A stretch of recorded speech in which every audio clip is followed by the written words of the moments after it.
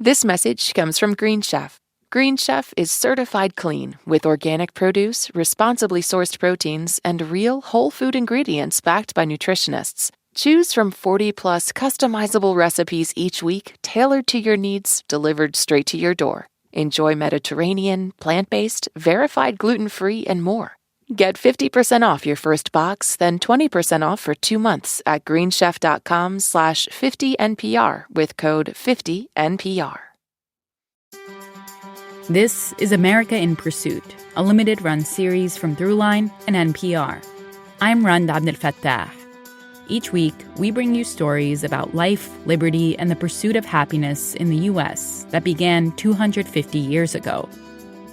In the U.S., in the mid-1800s, rapid industrialization was transforming cities across the U.S., and as businesses were getting bigger and bigger, your relationship with your employer is getting a lot smaller. People were being tied to their jobs. They were denied a democratic voice in the way they made a living. Working like 14, 16-hour days, 6, 7 days a week. People were struggling all across the United States. In Indiana, a teenager watched his father get caught up in this system, unable to keep up with a demanding job. The work broke his health, as it would for so many workers. So he jumped into action to help his father. At 14, he started working, first in the grocery business and then in the growing world of railroads, where abuses were rampant. This is a time when there are no safety standards to speak of. Employers are skimping on cheap equipment to save money, even as railroads are expanding so rapidly, causing boiler explosions and derailments and collisions, making hazards like this not uncommon at all. What he saw on the railroads transformed him, and what he believed the people actually building the U.S. deserved. He wants workers to see themselves as workers, not middle class, not as temporarily embarrassed millionaires, but as workers with more in common than we have different. His name was Eugene Debs, and he didn't know it then, but he was about to alter the course of labor rights in the U.S. Today on the show, the life and times of Eugene Debs and the birth of American socialism. That's coming up after a quick break.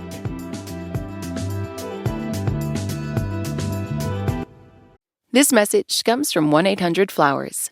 Looking for the best place to shop this Mother's Day? Go with the brand that makes it easy to send something thoughtful to everyone on your list. 1-800-Flowers.com. Right now at 1-800-Flowers, order 1 dozen roses and get another dozen free. More flowers mean more smiles, all backed by the quality, attention to detail, and trusted delivery experience that make 1-800-Flowers your top choice to send something beautiful Mom will love. Make Mom's Day at 1-800-Flowers.com/NPR. This message comes from Whole Foods Market. Make Mother's Day special with brunch or dinner from Whole Foods Market. Start with quality cheese and charcuterie with no synthetic nitrates. Then choose sustainable, wild-caught, or responsibly farmed seafood on sale. Finish with seasonal bakery treats like strawberry pretzel cream pie. Or keep it easy with ready-to-heat quiche Lorraine, deviled eggs, and fresh-cut fruit. Celebrate Mom with Whole Foods Market.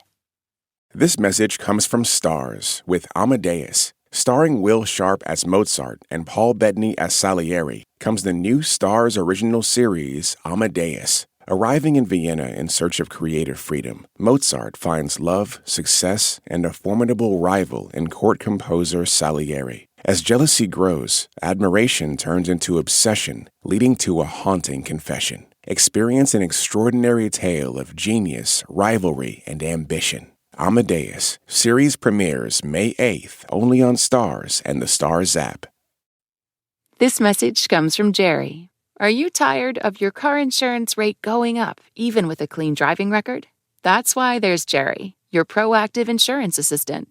Jerry compares rates side by side from over 50 top insurers and helps you switch with ease. Jerry even tracks market rates and alerts you when it's best to shop. No spam calls, no hidden fees. Drivers who save with Jerry could save over $1,300 a year. Switch with confidence. Download the Jerry app or visit jerry.ai/NPR today.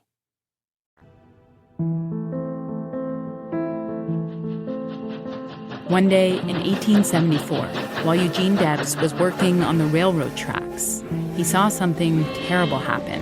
Debs watched in horror as a backing locomotive crushed a friend to death. This wasn't a freak accident. On-the-job injuries happened a lot. Just considered part of the occupation. This is Allison Dirk, director of the Eugene V. Debs Museum in Terre Haute, Indiana. And according to Debs, this death, plus his mother's continuing concern for his safety, prompted him to quit the railroad. Debs became determined to improve working conditions for rail workers and decided the way to do that was to get involved in government. So he runs for city clerk of Terre Haute and wins pretty handily.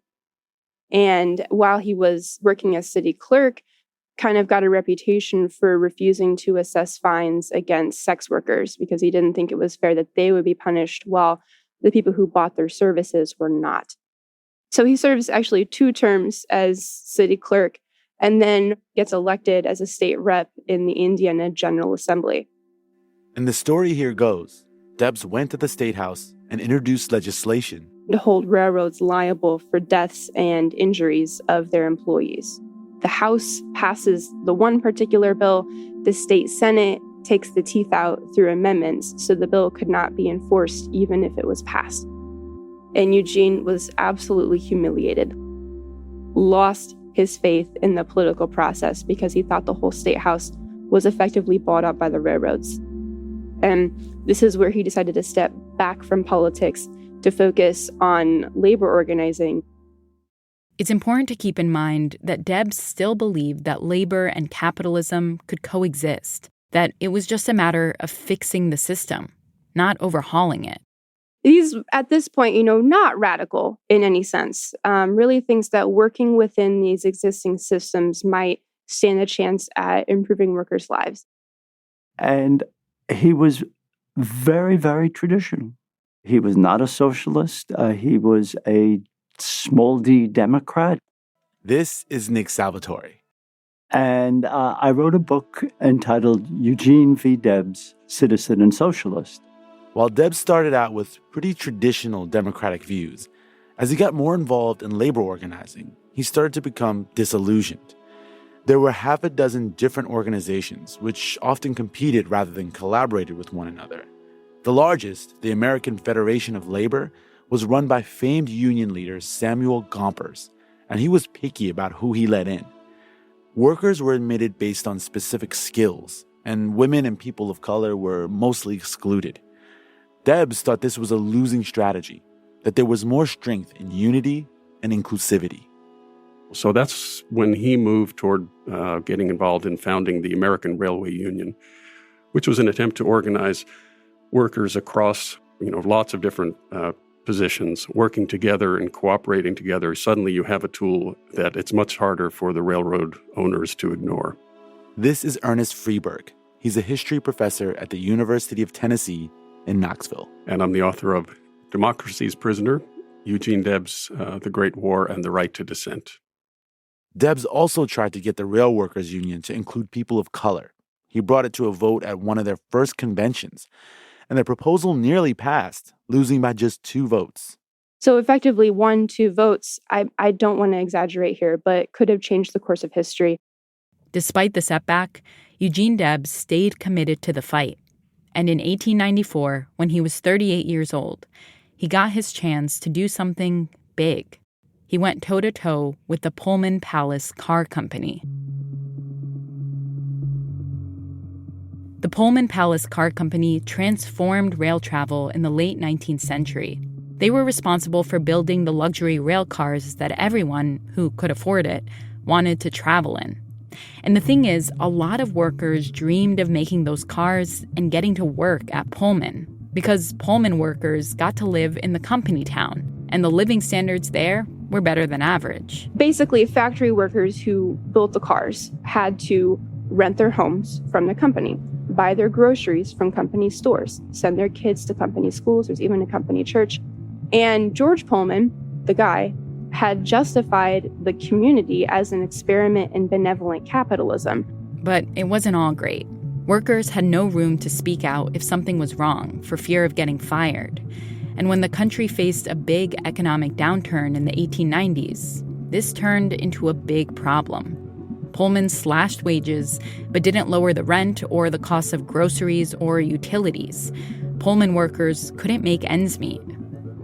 Workers had been fainting on the job. There's a famous political cartoon of George Pullman pushing the crank that is squeezing a worker between these two massive stones.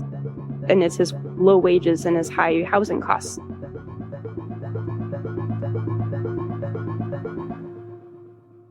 As the Pullman workers grew more and more frustrated, many decided to join the American Railway Union, the ARU, the powerful industrial union founded and run by Eugene Debs. And that set in motion the most important labor conflict of the 19th century in the United States. In May 1894, 3,000 Pullman workers, after months of being fed up, lay down their tools, walk out of the shops, say, Pullman, we can't go back to our jobs until you reinstate our wages and cut our rents so we can afford to live and feed our children. Pullman wouldn't budge, insisting that there was nothing to arbitrate. That's the quote. After this refusal to negotiate, the workers, with Debs' support, called for a massive strike. Every railroad employee of the country should take his stand against the corporations in this fight. For if it should be lost, corporations will have despotic sway, and all employees will be reduced to a condition scarcely removed above chattel slavery. This is the event that transformed Debs into a symbol of national discontent. The New York Times reported, quote, "The labor powers have spoken, and the most tremendous strike known to history will be inaugurated tomorrow when the evening whistles blow and 10,000 men abandon their work not to return, it is said, until the Pullman boycott is settled." This is huge. This is huge. Debs is in practically every major paper at this point, lambasting him as dictator Debs, but also as the anarchist. And it's like, pick one. You can't be an anarchist and a dictator. The next day, the strike began. And that effectively is a shutdown of the railroads. From Chicago west for some days and really paralyzed the American economy. If this happened today, or if something like it happened today, it would look like unions shutting down half the airports and interstates in this country, because that's the level of activity happening on the railroads by then. So it's just wild. I am perfectly confident of success. We cannot fail. Debs urged the strikers to remain calm and united. I, Grover Cleveland, President of the United States. Grover Cleveland announced that he was not going to let this happen. Do hereby command all persons engaged in or in any way connected with such unlawful obstructions, combinations, and assemblages to disperse and retire peaceably to their respective abodes on or before 3 o'clock in the afternoon of the 10th day of July instant. But the workers didn't back down. So then, the federal courts issued an injunction saying that the ARU is not allowed to strike like that. Ordered Debs to essentially stop the strike, which he refused to do. The next day, Grover Cleveland, for whom Debs campaigned as a pro-labor Democratic president, he sent in troops to get the strikers away from the trains so that scab workers can operate the engines and get the trains moving again. It was chaos. Approximately 30 workers were killed. A majority of them were killed in Chicago, and hundreds were arrested in skirmishes throughout the nation. The strike had failed. It's estimated that nearly 250,000 workers took part in the strike. And afterwards, many of them were left jobless. Essentially, thousands of these workers were blacklisted.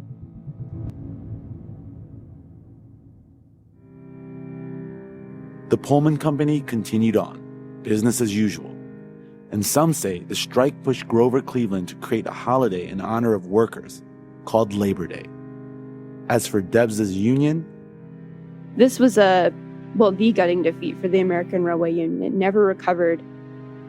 The whole leadership of the ARU was jailed on contempt of court. Debs went to prison for 6 months, and as he sat in his cell, he came to the conclusion that the American political system was broken. The Republicans are the big capitalists and the Democrats are the small capitalists. But at the end of the day, they are both the pro-capitalist parties. And what was really needed was a party that represented the workers.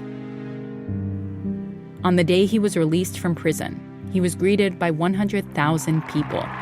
Looking onto the crowd, he gave a rousing speech. The fires of liberty and noble aspirations are not yet extinguished. I greet you tonight as lovers of liberty and as despisers of despotism. What is more American to Debs than standing up against oppression and standing up against injustice? This is the American tradition. That's what we're doing. The people are aroused in view of impending perils, and that agitation, organization, and unification are to be the future battle cries of men who will not part with their birthrights and, like Patrick Henry, will have the courage to exclaim, "Give me liberty or give me death." Eugene Debs' role in the Pullman strike and the Liberty speech in Chicago made many see him as the champion of the working person in America. He was a fiery populist who was unafraid to challenge big business, and this fame gave him a path into national politics, a path he initially didn't want to take. He joked around a lot about how, if we ever stood a chance of electing a president, don't run me, I would make a bad president. More critical for Debs was raising class consciousness. But he couldn't stop thinking about his realization that neither the Republicans nor the Democrats really represented workers. And so in 1901, he founded a political party, the Socialist Party of America, uniting all the socialist groups that already existed under one banner. He wants workers to see themselves as workers, not middle class, not as temporarily embarrassed millionaires, but as workers with more in common than we have different. Over the next 20 years, Eugene Debs and the Socialist Party ran multiple campaigns for presidency. In 1912, Eugene Debs got the closest he would ever get to the presidency, winning 6% of the popular vote, which was a staggering number at that time. The Democratic candidate, Woodrow Wilson, won the election. But over time, many of the ideas Debs and the American Socialists fought for were adopted by mainstream politicians. Things like more support for early childhood education, The 40-hour work week, old age pensions, welfare programs for the poor, or worker safety protections. These are things that were radical third-party innovations when they were first proposed by the socialists. He understood that he could use his celebrity to be a presidential nominee that would raise the profile of all of these ideas. Socialism, as a third party, succeeded in accomplishing many of the things that we now take for granted as just part of the liberal state. The social safety network, the government oversight of health and welfare, some controls over the financial system. Those were all part of the socialist program that were adopted first by the progressives in the early 20th century, and then many of them by the New Deal, and some of them ultimately by the Great Society programs in the 60s. So there is this long legacy of socialist ideas at a very important moment when America was facing the beginnings of this ongoing industrial revolution.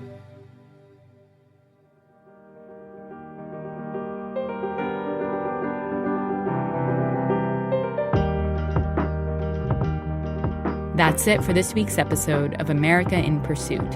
If you want to hear the full-length episode, check out American Socialist. And be sure to join us next week as we learn about one of the worst economic disasters in history from people who experienced it firsthand. During the Depression, I was so broke. Quite often, I was with no money in my pocket.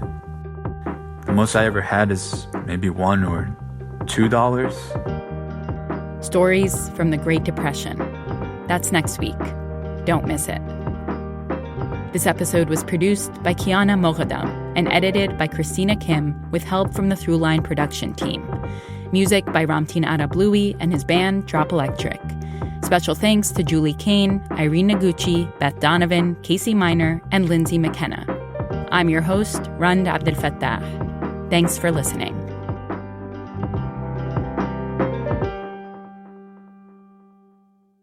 This message comes from 1-800-Flowers. When Mother's Day means celebrating your mom, your wife, maybe even your daughter as a new mom, trust 1-800-Flowers to help you celebrate every important woman in your life. With double blooms from 1-800-Flowers, order 1 dozen roses and get another dozen for free. It's a simple way to give beautifully with colorful blooms that make Mother's Day meaningful. For every mom you're celebrating, order with confidence and get double blooms at 1-800-Flowers.com/NPR.